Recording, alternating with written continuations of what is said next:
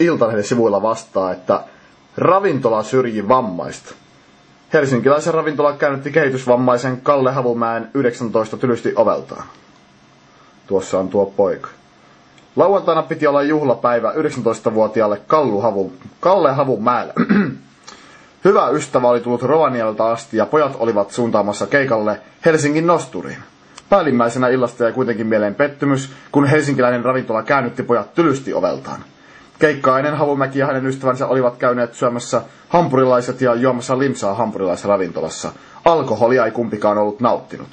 Kun Mokoma-yhtyeen keikka oli vielä aikaa, päättivät nuoret mennä istumaan hetkeksi Nosturia vastapäätä sijaitsevaan Hemingways-ravintolaan.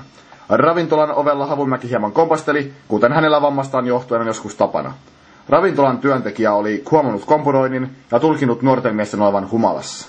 Hän oli sanonut, että sisääntulo oli sen verran haparoivaa, että te ette ole tervetulleita tänne, kertoo Kallen äiti, TV1 uutisten lukija Marilkka Havumäki.